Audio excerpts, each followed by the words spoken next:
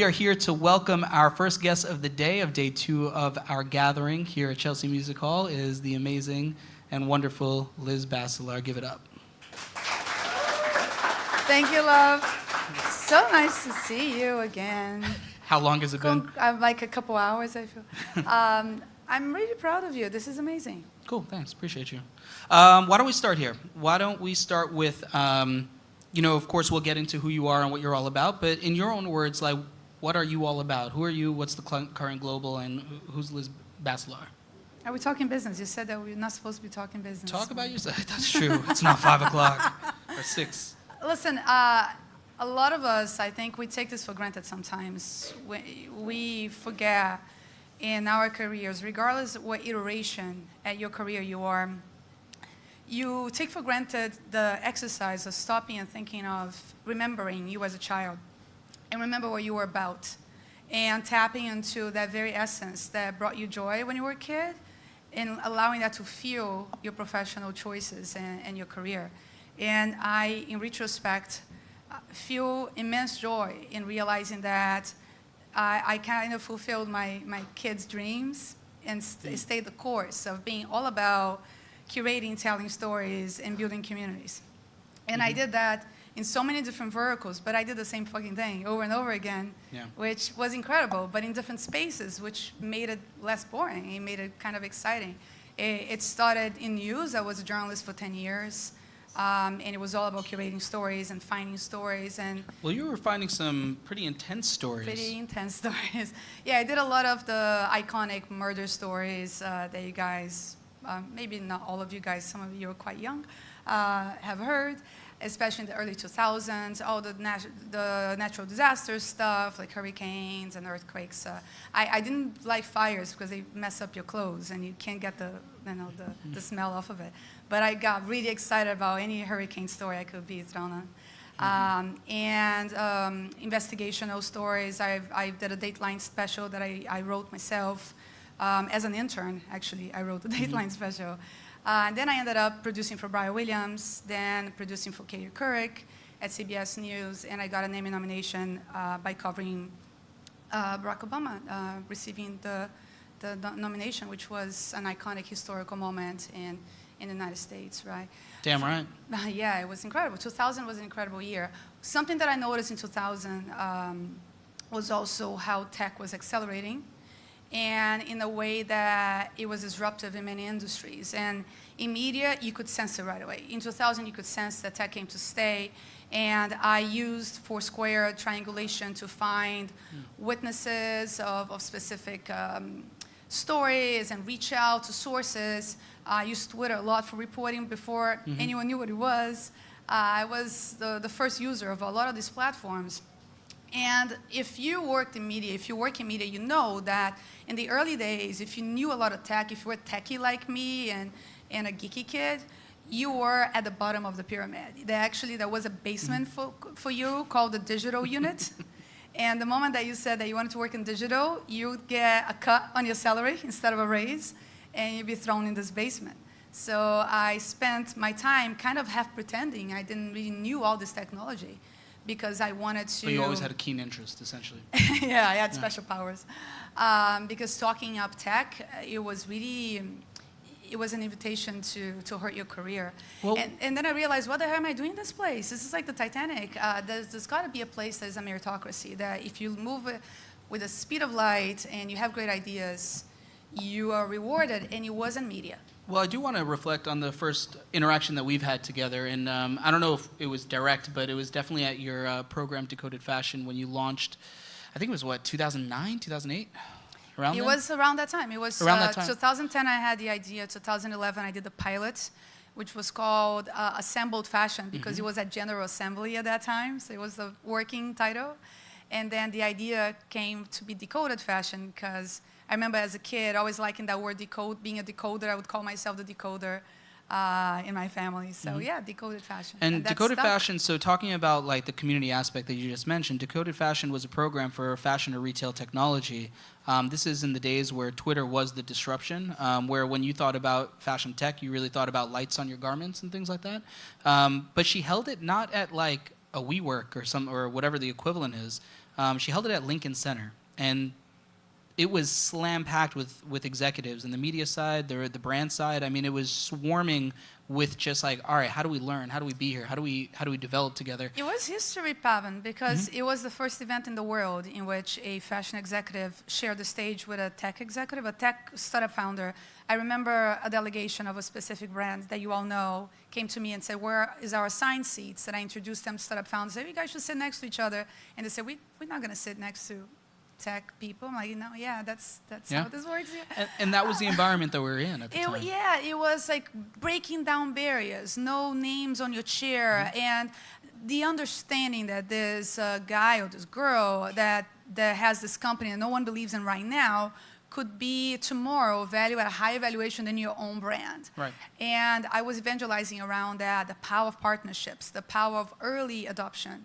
And that event series spread like wildfire from New York to London, Milan, Japan, Singapore, and then we unleashed a franchise, 10 countries. You shut down malls in the UK, the US, I mean, to do hackathons. Yeah, we did the world's first hackathon, fashion hackathon, the first hackathon in a fashion mall. We took over Westfield in London, and 2,000 shoppers became part of this crazy experience that we slept in the mall together building solutions. That was the year that we built what became Amazon Go. A lot of the technologies that you see of Amazon Go was actually prototyped at that hackathon in the mall back in 2015. So Decoded was then sold to a media company, and then you kind of stayed your contracted amount, and then you dipped out. But now from there, though, you basically started ideating by bouncing off other creatives and world leaders and executives, and you built this, I guess, what's now called Maktub Global. Can you talk through what you've done there? Yeah, I was a bit frustrated about that. I realized that I have a conference business, and it was kind of accidental. I wanted to have a business that was a platform for partnerships. And the partnerships were not happening. The conversations were happening, and suddenly I became a conversation about talking, but there was no action. And if you have a startup today that tries to cater to brand executives, you know how they talk a lot and they do very little. And I couldn't figure out a way to create a platform of action. So I took a break, and I focused. So I took a break. And wow, you are a media pro. You just let me edit? Is that what you did? That's an added point, Gavin. Go ahead. Very nice, okay, thank you. So let's do this again. So I took a break. And now they know you're not going to be able to get through it now. They know my secret now. But see, I'm going to stick to the script because that's important for the editor. So I took a break, and I went back to one of my passions, which was community, right? So I said storytelling community. So community. I met so many incredible people throughout the years of Decoded Fashion between art, technology, fashion, and brands in general. And I constantly... I watch how they networked, and it has a little bit to do with why you created this series. It was so superficial, right? They had two cravings. They had cravings for new connections they wanted to create contacts in other verticals, be inspired by other people, but at the same time, they were very transactional. When they were in these spaces, in these situations, they wanted to see what is your job title. Sometimes there'll be someone that kind of is quitting, and so instantaneously my see favorite that is name tags, right? Like you everyone's lose just like value staring right away. Yeah. If someone said that they job searching, you don't even want to talk to them. Like that has no value right there. And I wanted to break through that and say, hang on, can we network based on who we are aside from the job title, and how we are purpose-driven, right? How we are innovative-minded.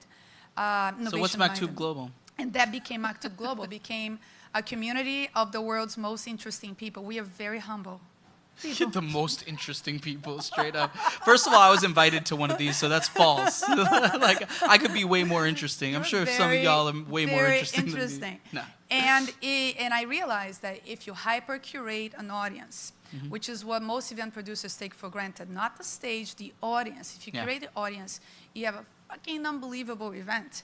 And the audience calms down and realizes that if they are amongst peers in value and they're all interesting stories, they're going to be less transactional. So with Maktub, I hyper-curated a community. And I told them, calm down, let's go on a journey together.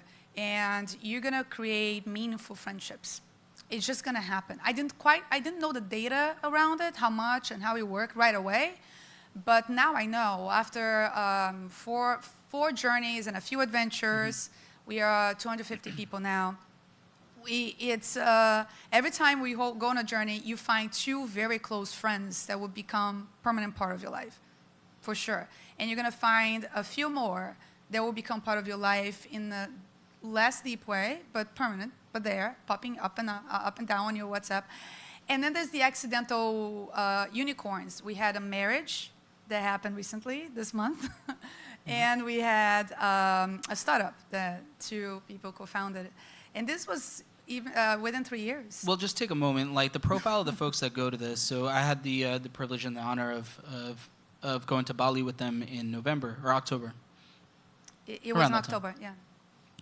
So they've done everything from like barbecuing inside of a volcano in Iceland with like the prime minister's son, and they'll go to we welcomed Carnival. the president to the White House, not the other way around, of Iceland. Yeah. It's wild. And then they went to Carnival, and they actually had a float in Carnival itself. When we went to Bali, and actually another fellow Maktuber over there, Nilofer's over there, we were treated by the editorial director of Vogue India and the host that you bring into this, and then John Hardy. John Hardy, he welcomed us to his home, right, in Bali, in Ubud, and he told his story of conservation and environmentalism. His wife was there, and then we went trash hunting with him, tried to clean trash the hunting. rivers. I was in a living room that opened up as an amphitheater and the gentleman that owns the house is a concert pianist that like locks down Lincoln Center anywhere amazing. he goes He's around amazing, the world. yeah. But anyway, the power that you have, what is it do you think that around you, how you've been able to inspire people to actually go on these journeys with you? Because that to me is the beauty and everything, right? Yeah, and I think it's really about, I have an intense curiosity. I have an intense curiosity around people.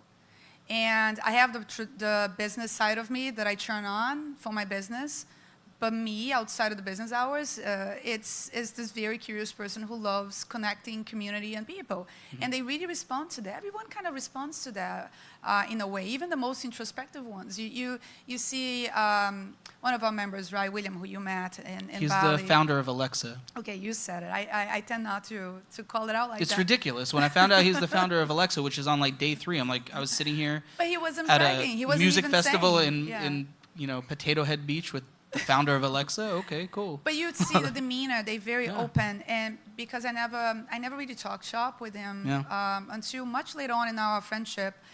Indrani, who you had in the season in your podcast, is a good friend that we never really talked work. We talked about her life, what makes her happy, and these conversations, it's missing in our lives. Mm-hmm. I find really hard. Connecting if it's just transactional now. Launching this nonprofit has changed me the way I go to conferences now. I became a better person because of what I was aspiring to do with the community. It actually changed me. Mm-hmm. And it's not for everybody.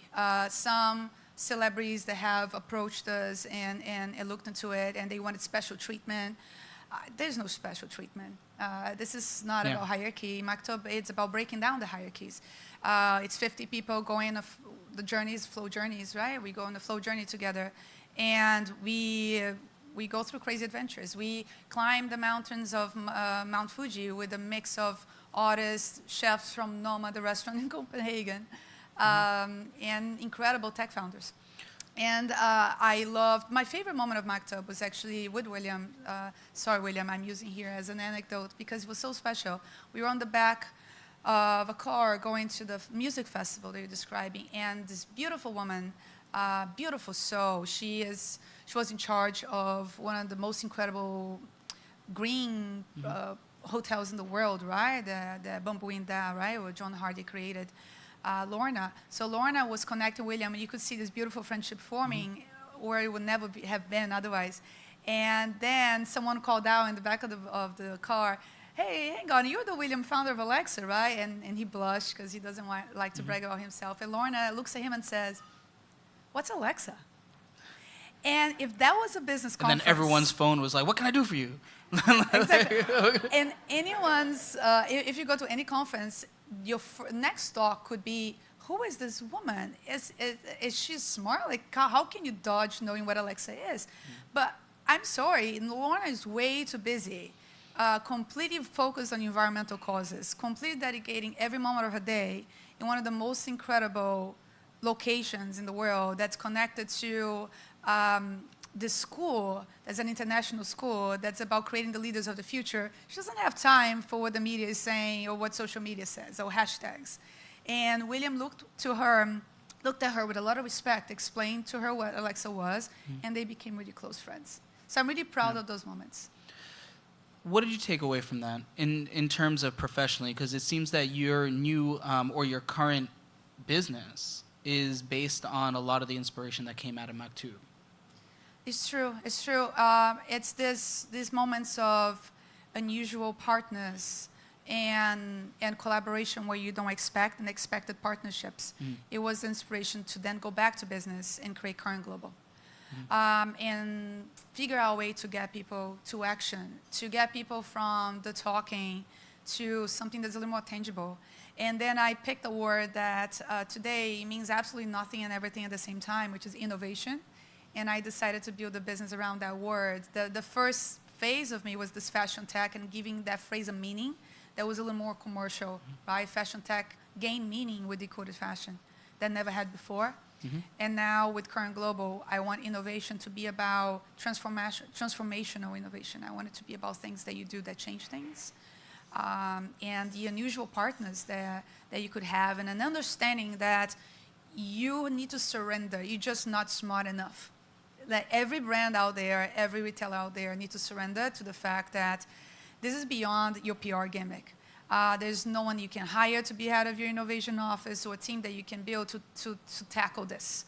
You need to create a system of tapping on the outside and permanently tapping on outside players and having open innovation, collaboration for you to survive this wave of change. Great. So this is a perfect time to take a quick break, and when we come back, we're going to actually kind of talk through what brand innovation actually means from the position and the seat that you're in. Once we're back over here at Chelsea Music Hall on Bellwether Culture Podcast.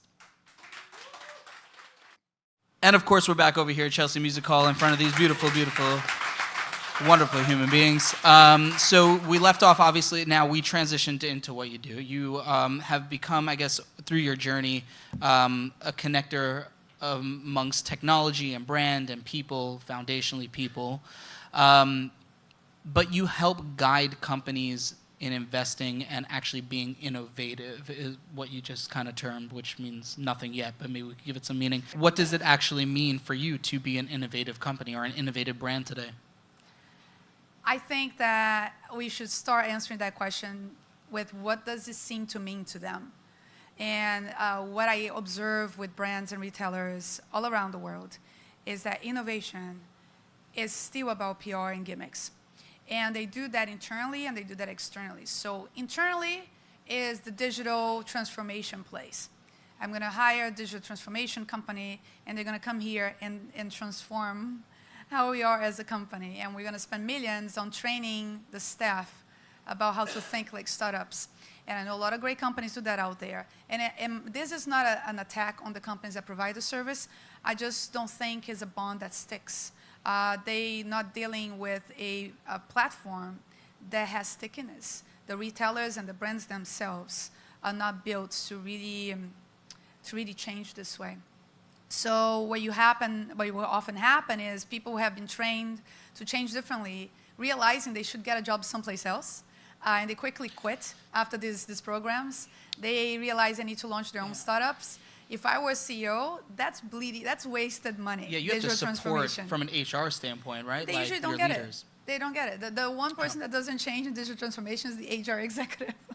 So everything stays kind of the same. The second thing they do is the internal. Oh, we're gonna do innovation. We're gonna build things ourselves. So they do the labs, the innovation labs. They do the startup programs that it's about creating cohorts and showcasing them, dog and pony shows around entrepreneurs. That works for the startup sometimes, but it doesn't work for the company. Very few innovation and I'm talking about all of them, and I've seen almost all of them out there in the world myself, they don't have anything to show really of value if you really compare the size of the investment with the ROI. It didn't really pay off at all. So all you have at the end of the day is a PR play around, we have an innovation lab. And then what is it that innovation should be, right? The third tier of all this, and the final tier, is the PR gimmicks of doing a VR thing or some kind of AR moment. That doesn't mean that the company is changing, that you really truly believe in technology to create growth for you. So how do you structure yourself? So we want, every time someone comes to us to do tech that we love, tech that we're dying to do tech, the first question is, why do you want to do this? What's the strategy? And not to milk that shit up like consultants usually do. Fast, rapid ideation, hackathon style. I don't use the word hackathon because people usually don't get it. But in an hour meeting, let's create a strategy to why we should even talk about tech in the context of this issue, this problem, this pain point that you have. Then you realize that opens up a suite of possibilities within either marketing, physical retail, or e-commerce. And then when you go deeper into this layer, you realize that then you should be going into specific bundles of tech. And the moment that you say the name of startup in this context, everything makes more sense. You created the context of why you should be talking to partners. To plug in different pieces. Exactly. And then we have the 7 steps to this. We introduce them to the possible partners based on their budget, the timing, and the resource plan that they have. And then it's magic. Things close in a second, and projects get deployed within weeks. You know, we've seen it in content more over the last 2 years than in the past, where now brands are building their own content studios, right? So the agency model is kind of breaking down a little bit because it's getting fractured, right? It's getting stressed a little bit. And trying to figure out what are the expertise of the brand and what they should handle versus their agency is a little bit unclear. Mm-hmm.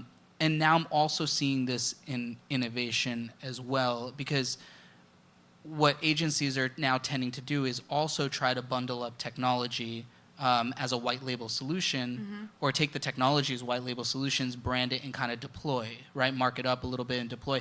The same model that has worked on the content side, on the technology side. Now, how as a brand, and I'm not talking about whether working with you or not working with you, how do you identify what makes sense right now and what doesn't? Agencies, it's interesting you talk about agencies, because agencies, they have two battles, two shifts that are happening now. Either they being challenged by the clients themselves, either with small acquisitions, right?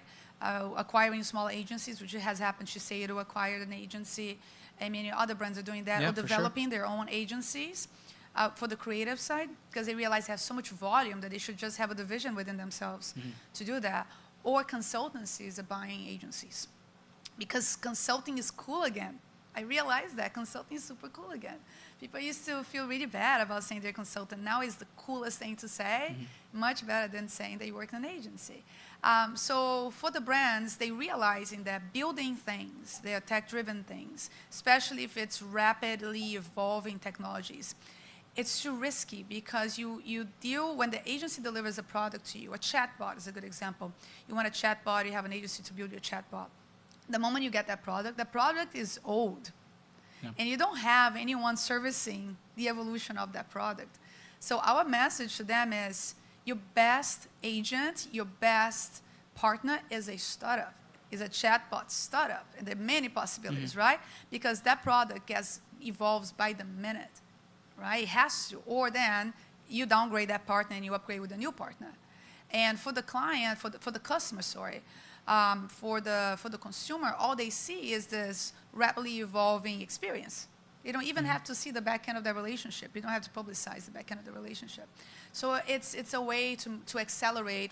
There's so many accelerator models for the tech world.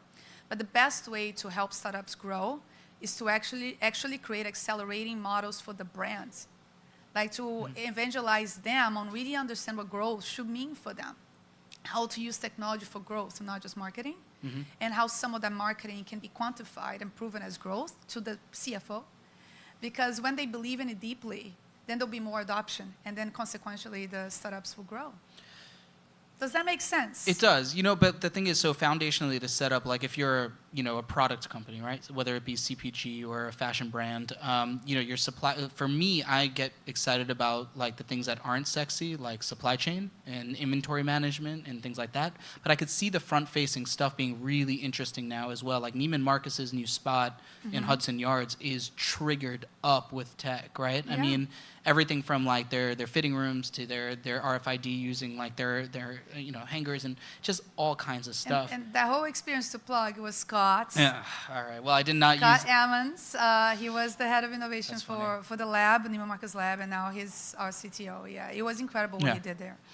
But so what I'm saying is like you have the back end technologies to set up, and then you have like the front end kind of stuff, like whether it's even influencer marketing, which is super nuanced now, right? As you go to like micro influencers and now nano influencers, and you're trying to get that distributed message out and connection and resonance with ultimately your consumer, right? So on one side, it's making a meaningful connection, and on the other side is get your business shit together. Like, what are you most excited about? What works today?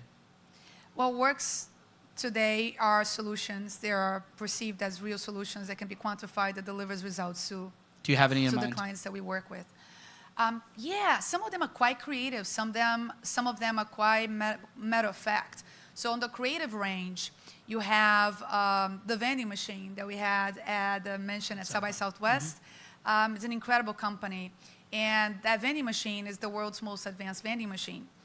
And you can see it as a gimmick and say, oh, it could be a gimmick. It can play a game. It gathers data. It can be transactional. You can actually pay to get the product, or you just dispense gifts. But that vending machine could be a new revenue stream. It could be a way for you to test the market. It was the way that It's a pop-up in itself, essentially. Ariana Grande used it as a pop-up. Do you remember the name of the vending machine? Do you recall the name? Of course I remember the name of the vending machine. It's Social Van. We represent them. Got it. And they are an incredible technology. Then there's a lot of experiential tech. There is holograms that we work, different kinds of hologram technology that's super easy to deploy, display technology. Then you have, on the range, right, switching to the least extreme cool, you have the enablers, right, the RFID, NFC technology, sensors. They're so important. And then you have back-end technology.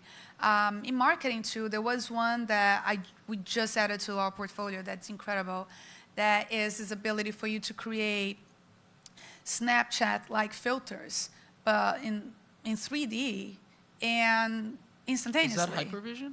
No. Are you guys doing that? Hypervision is the hologram. Yeah, the hologram with the fans, right? That kind of. Yeah, I know. I'm talking about mobile. So right now, if they wanted to put you and I in someone's living room and they do like a meme with it, that would allow that to happen right now. So the same thing that a Wayfair could do, like basically, this is my couch exactly, in my living it could be room. with any piece of content. It could be with an influencer. Super cool technology, has been used for CPG. No one really knows it yet, and we want to make it known.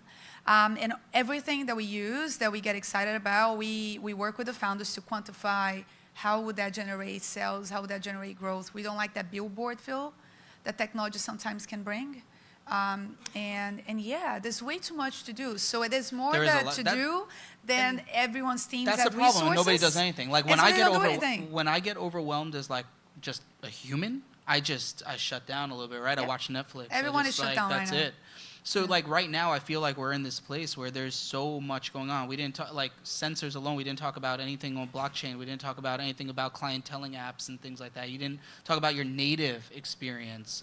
It's like. And listen, since you went there, we didn't talk about blockchain because it doesn't fucking matter. Is this on? It doesn't fucking matter. If you remember anything from our conversation, is that blockchain right now, it doesn't matter.